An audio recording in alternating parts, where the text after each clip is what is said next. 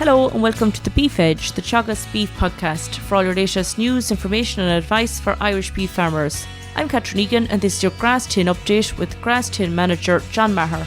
John, you're very welcome. With heavy rainfall over the past few days, what's the situation across the country?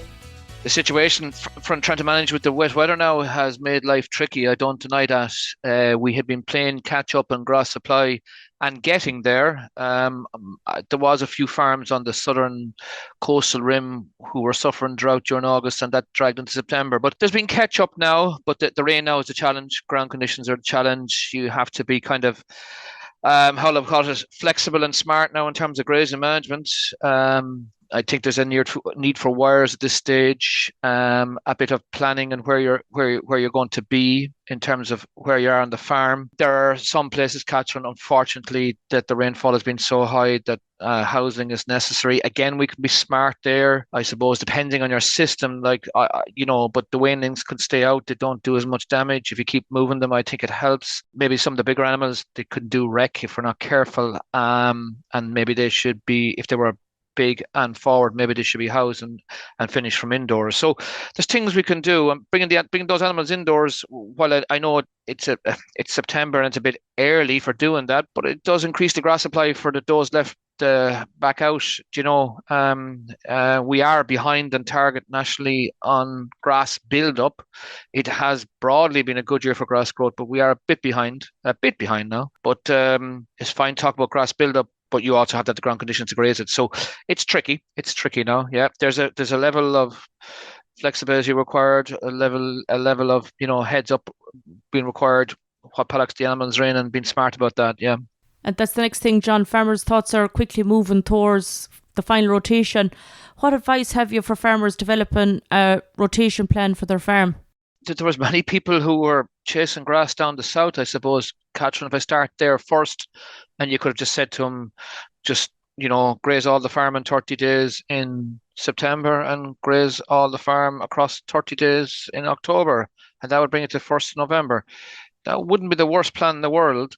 Grass growth is reasonable now. I admit it's not massive in places, but it has been above normal at the same time.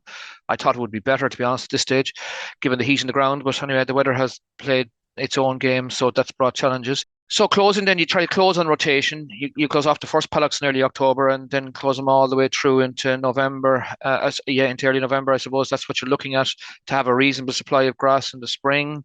I suppose the first thing I have to say is, well, why do we do that? Well, the grass in the spring is more valuable than the grass in the autumn. There is a weather challenge in autumn and spring, I don't deny that, but the feed value of the grass is worth more in the spring than it is in the autumn. I suppose that's the first point. That's why we do it. We have to close in rotation to set up a wedge so we can graze, whenever we turn out next spring. The other thing is to put a system in place that will enable you to have grass there next spring. There are some who fortunately graze all the way into the end of the year, have no grass on the ground, and then you end up with lower growth rate in the spring because the farm is shaved off. There's parts of the farm that need to be shaved off for slurry. I don't deny that. And the last closed paddocks in late October, early November would provide an opportunity to get slurry out in the spring because the cover of grass wouldn't be as high. So there's a bit of planning in this. When the ground conditions are marginal, which they are in many parts of the country now, it's a matter of grazing, get on, graze it, and move off so that you don't walk grass into the ground. It requires a bit of labour, a bit of work, a bit of planning and flexibility, but that's the way it would work. Bigger animals will do more harm than smaller animals, so choice of paddock is important. You don't want in the wettest paddocks, in the wettest weather. People on heavy land, I would hope that they have the heaviest parts of the farm well grazed off at this stage, because it can get challenging from now on.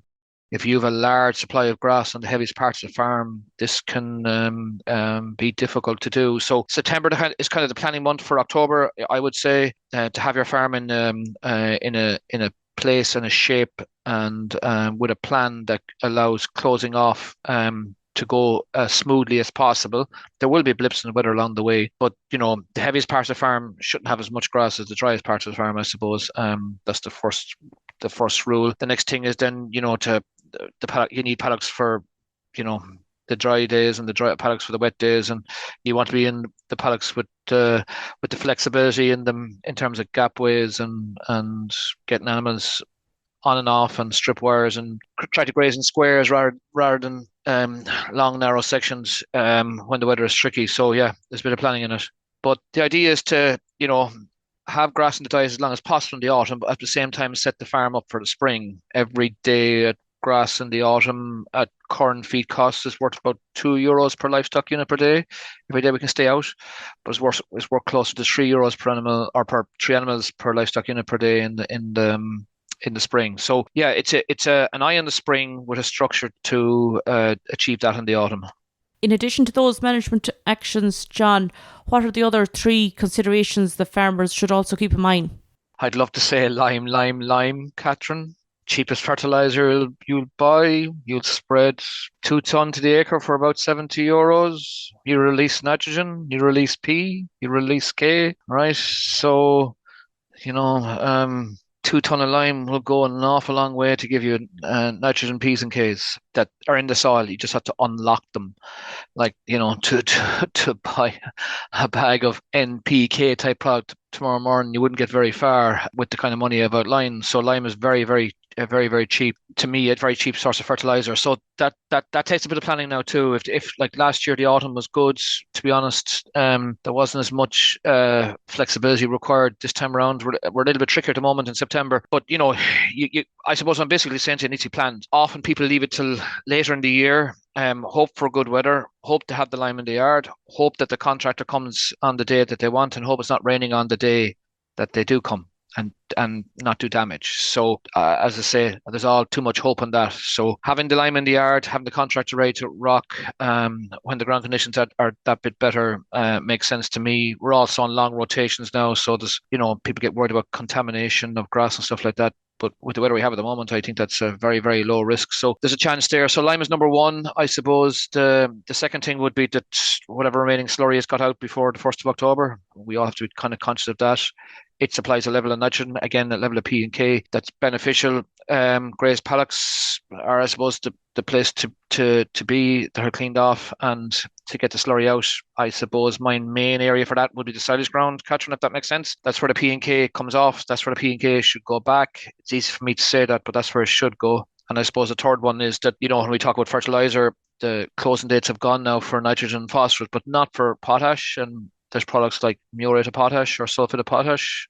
They have 40, 50 units per bag in them. And a lot of soils are, deficient in K. I'd say half the soils in the country are deficient in K on grass-based soils. Whether it doesn't make a difference as beef or dairy, so they're about half are deficient in K. And that grows more grass for you. It's not the dearest product to buy. It's the cheapest of the NPK nutrients to me. There's scope there. A bag of muriate of potash, in very simple terms, on the average soil will rise the soil indexes from 2 to 3, provided there was no silage cut during the year. So that's what it does, right? One bag of muriate of potash of not 50 to the acre will do that. If you've taken off silage then and you haven't replaced it, the muriate of potash will replace it, but you won't get a rise in index. So they're the three: slurry, lime, and potash, I suppose, Catherine, that would get the farm ready for next spring.